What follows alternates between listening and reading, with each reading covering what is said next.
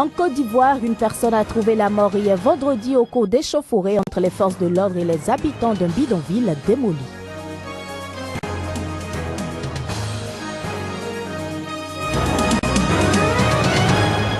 Des centaines de personnes ont manifesté ce samedi à Tunis contre le terrorisme, une mobilisation qui fait suite à une attaque ayant coûté la vie à 4 gendarmes.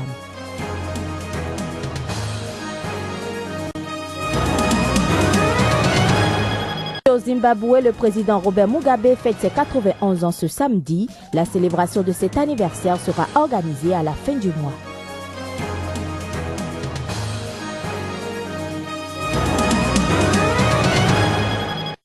Un plaisir de vous retrouver. Bienvenue à toutes et à tous.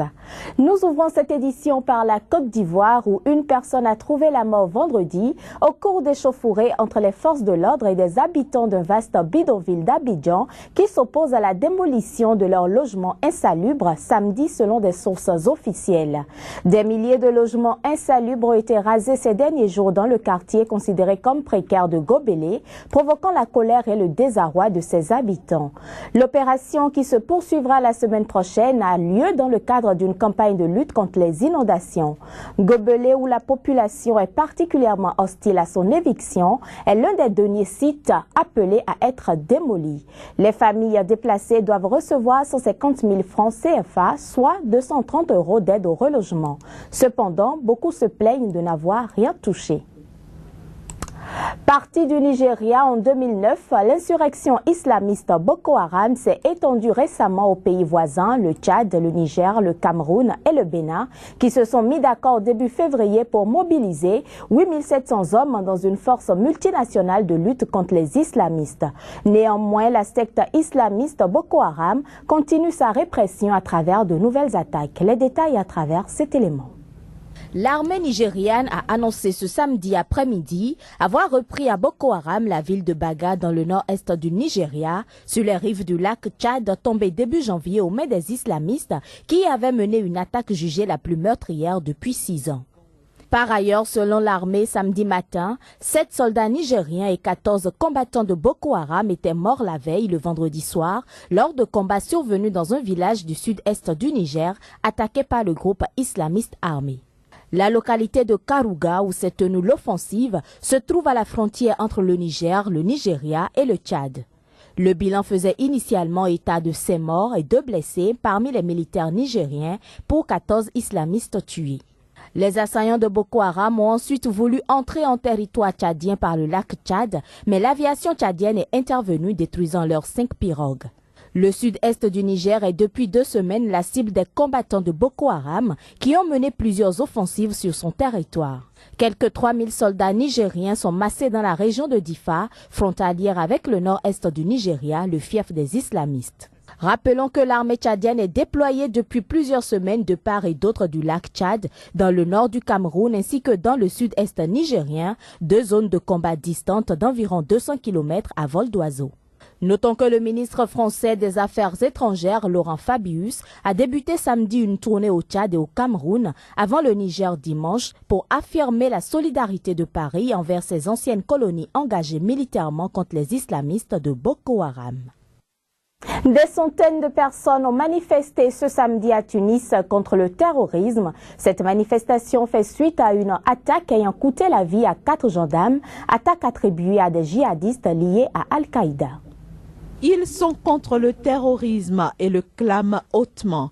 À l'appel de Nida Tounès, ces Tunisiens sont descendus par centaines ce samedi dans les rues de Tunis pour dénoncer la mort de 4 gendarmes tués près de Kasserine dans la nuit de mardi à mercredi. Pour nous, tout ça, c'était nouveau. On n'était pas du tout habitué à ce type de phénomène. Donc, il a eu le temps de la compréhension, de la formation, de l'organisation. Et ils savent, le terrorisme sait que nous sommes en train de marquer des points contre lui. Et c'est pour cela que nous mobilisons le peuple dans la rue pour dire que le peuple ne se laisse pas impressionner. Le peuple est là, il est debout, il est présent. On doit changer de stratégie. Parce qu'il y a eu tellement de facilité à ces gens-là pour qu'ils puissent se déplacer. Aujourd'hui, c'est fini. Il faut vraiment qu'il y ait des volets nouveaux, une stratégie nouvelle, encore une fois, une stratégie internationale. La Tunisie toute seule ne pourra rien faire. Il faudra bien sûr se battre tous ensemble. La Tunisie est confrontée depuis la révolution de 2011 à un essor des violences djihadistes.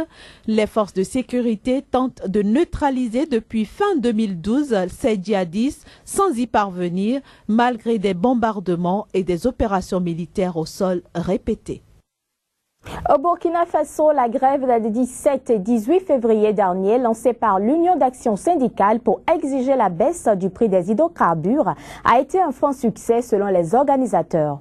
Le taux de participation est estimé à 90%.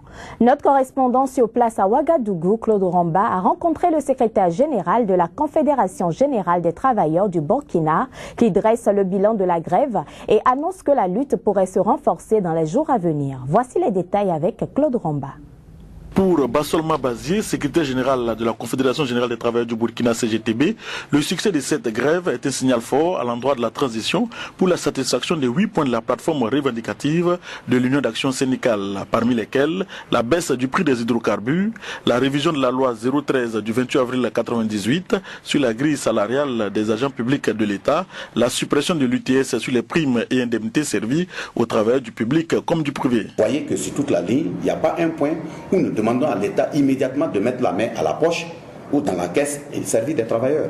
Donc quand on estime que nous sommes dans une période de transition, nous ne voulons pas laisser la transition travailler, je pense que ce n'est pas exact. Il faut qu'on comprenne clairement que si ces textes ne sont pas relus, de toute façon ça fait partie des éléments qui ont fait descendre les populations. Sur la question du prix des hydrocarbures par exemple, l'Union d'action syndicale estime insignifiante la baisse de 25 francs intervenue fin janvier sur le litre de l'essence.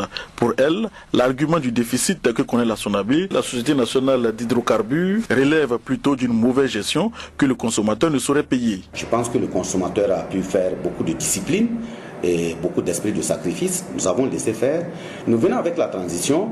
On nous sert d'abord des chiffres de 30 et quelques milliards de déficit. Après, ça passe à 50 et quelques milliards de déficit. À la rencontre du 13 février, on nous dit que ça fait 5 et quelques milliards de déficit. Nous, ça nous inquiète. Manifestement, la rencontre du 13 février dernier entre le Premier ministre et les syndicats a accouché d'une souris. L'Union d'action syndicale a maintenu son mot d'ordre de grève des 17 et 18 février, suivi par près de 90% des travailleurs sur l'ensemble du territoire selon les organisateurs. Après le sitting de la coalition nationale contre la vie chère le 4 février devant le ministère du Commerce et la grève des travailleurs qui vient de s'achever, selon Bassolma Bazier, si le gouvernement n'apporte pas de réponse à leurs revendications, la lutte prendra une tournure sous la forme de journées de protestation sur toute l'étendue du territoire national dans les jours à venir. L'acteur Barkhad Abdi, qui est retourné récemment dans sa Somalie natale pour la première fois depuis 20 ans, voudrait changer l'image négative de son pays. Abdi rêve qu'un jour un film puisse montrer une image différente de la Somalie. Reportage. Barkhad Abdi est né en 1985 à Mogadiscio, 6 ans avant que la Somalie ne plonge dans le chaos. Encore aujourd'hui, la majeure partie du pays échappe à l'autorité du fragile gouvernement central et les islamistes Shebab, milices claniques et gangs criminels y prospèrent. Barkhad Abdi a incarné un pirate somalien terrifiant dans le film Capitaine Philippe et quand il est retourné en février en Somalie, pays qu'il a quitté enfant peu après le début de la guerre civile déclenchée par la chute de l'autocrate Siad Barre en 1991, l'acteur a surtout été assailli par des fans qui voulaient une photo avec lui. Je n'ai pas vu la guerre. Je n'ai entendu aucun coup de feu quand j'y étais. Je n'ai pas vu de pirates non plus. Mais la Somalie où j'étais est un pays en pleine reconstruction. Vous voyez, un pays qui se rétablit. Son rôle de pirate déterminé à Sénat à Tom Hanks, c'est moi le capitaine maintenant, a valu à l'acteur de 29 ans une nomination aux Oscars, un BAFTA et une célébrité mondiale jusqu'en Somalie, pourtant plongée dans le chaos depuis 2 décennies. De vastes zones du pays sont toujours en guerre ou au bord de la famine, même si des progrès ont été accomplis et que la situation s'améliore doucement dans certaines régions. Nous n'avons pas juste besoin de fonds. Il ne nous faut pas juste de l'argent. Il nous faut la paix. C'est ça le plus important. Pas juste de la nourriture et de l'argent. Nous n'en avons pas besoin. Nous avons juste besoin que les gens s'aident eux-mêmes et qu'ils soient indépendants.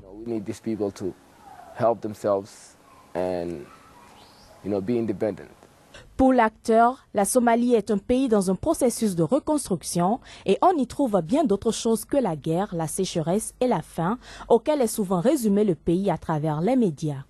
Bakar Abdi voudrait pouvoir raconter une histoire différente. Aux jeunes Somaliens, il dit, je cite, « Soyez les meilleurs dans quoi que vous fassiez, travaillez dur. En tant qu'être humain, si vous respectez les gens, ils vous respecteront en retour. » En République démocratique du Congo, le prix du litre à la pompe est revu à la baisse. Cette nouvelle a vraiment réjoui la population, mais les conséquences ne sont pas remarquables, surtout dans le secteur du transport. Jusque-là, aucun prix n'est revu à la baisse. La République démocratique du Congo a rejoint enfin, bien que tardivement, le peloton des pays africains qui ont revu à la baisse le prix du litre du carburant à la pompe. Précédemment vendu à 1525, le litre de essence coûte désormais 1440 francs congolais, soit une réduction de 85 francs congolais. La décision est bien accueillie par les Congolais. Néanmoins, le doute persiste car, normalement, la réduction du prix du carburant doit avoir des impacts sur le prix du transport et sur celui des autres produits de première nécessité. Mais jusque-là, rien n'a bougé, même du côté prix du transport en commun, pourtant fixé par les autorités du pays. Une situation incompréhensible pour les Congolais. Et je crois que ce ne sont pas les particuliers qui sont là pour déterminer les prix, non. C'est le gouvernement par rapport à ce qui se passe ailleurs. C'est-à-dire par rapport aux grands producteurs. Si le baril est en baisse, automatiquement, ça va baisser. Mais à quel pourcentage? C'est l'État congolais qui détermine.